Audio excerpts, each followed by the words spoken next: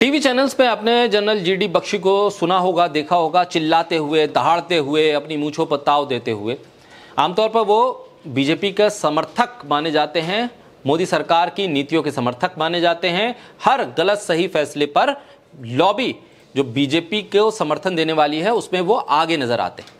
लेकिन अब पता नहीं क्या हुआ है कि जीडी बख्शी के सुर भी बदले हुए नजर आ रहे हैं। लग रहा है कि जनरल जीडी बख्शी को पूरा खेल समझ में आ गया है और अब वो सेना की बात सेना के पक्ष से कर रहे हैं।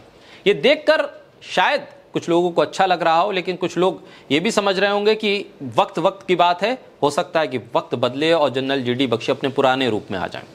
लेकिन लग रहा है कि अब वो सवाल कर रहे हैं, और जब वो सवाल कर रहे हैं तो बहुत तीखे हो रहे हैं। असली सवाल यह है कि क्या हम जिस तरह की स्थिति में हैं, पूर्व सैनिक अब तक क्या जिस तरह से मोदी सरकार की नीतियों का समर्थन करते आए, एक धड़ा इसको सपोर्ट करता आया, क्या अब वो एक बार फिर पहलगाम हमले के बाद सख्त सवाल करने की स्थिति में है जैसे जीडी बख्शी कर रहे हैं?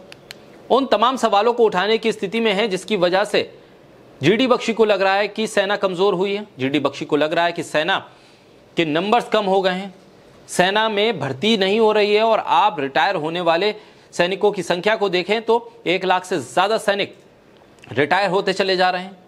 ऐसे में आलोचना मोदी सरकार की कर रहे हैं जीडी बख्शी, जो कभी प्रधानमंत्री मोदी के समर्थक हुआ करते थे। Major general retired GD Bakshi का गुस्सा 7वें आसमान पर है।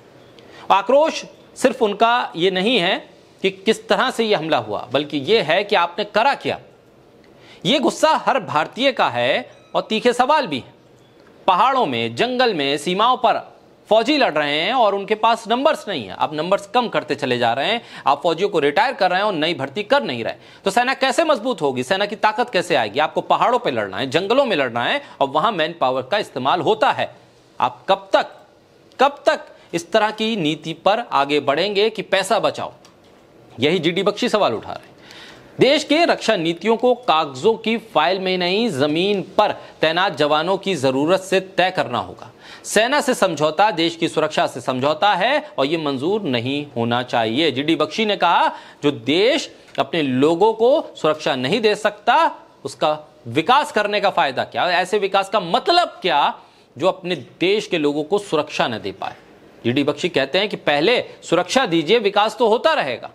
साथ ही शायद प्रधानमंत्री पर तंज पहली बार जीडी बख्शी ने किया। उन्होंने कहा कि प्रधानमंत्री ने हिंदी में नहीं बल्कि अंग्रेजी में भी पाकिस्तान को यह बता दिया कि इसके क्या परिणाम हो सकते हैं, लेकिन फिर भी हालात जस के तस बने हुए हैं। जीडी बख्शी अब जिस भी डिबेट में जा रहे हैं, अब तो शायद प्लेटफॉर्म उनके लिए बढ़ गए होंगे, क्योंकि उन्होंने खुद अपने आप को प्रो गवर्नमेंट चैनल्स के लिए एक तरह से फिक्स कर लिया था।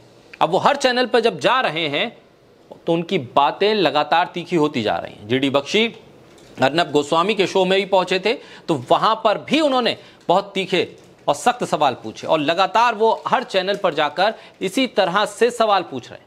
न्यूज़ 24 पर मानव गुप्ता के साथ डिबेट के दौरान जीडी बख्शी ने यही पूछा कि कैसा विकास और कहां का विकास, और उस विकास की जरूरत क्या और अहमियत क्या जब तक आप अपने देश के नागरिकों को सुरक्षा न दे पाए। आपके सामने पाकिस्तान आए और पाकिस्तान लोगों को भेजे और आतंकी हमला करवा के आपके लोगों को मार दे, और आप यहां अपनी फौज को कमजोर करते चले जाएं, लोगों को रिटायर करते चले जाएं और नई भर्ती ना करें। जीडी बख्शी के सवाल बहुत तीखे हैं। देखना यह होगा कि जीडी बख्शी के सवालों को कितनी अहमियत मिलती है, उनके उठाए गए सवालों को सरकार कितना सुनती है, और जो जांच चल रही है क्या उस जांच में जीडी बख्शी के उठाए गए सवालों को भी रखा जाएगा। ये बहुत महत्वपूर्ण है कि अब खुलकर सरकार पर सवाल करने वालों की फहरिस्त में वो नाम भी जुड़ रहे हैं जो अब तक सरकार से सवाल करने का मतलब देशद्रोह मानते थे। ऐसे में देखना होगा कि जीडी बख्शी के उठाए गए सवालों पर आगे कब और कैसे सरकार चर्चा करती है या उस पर किस तरह से रिस्पॉन्ड करती है।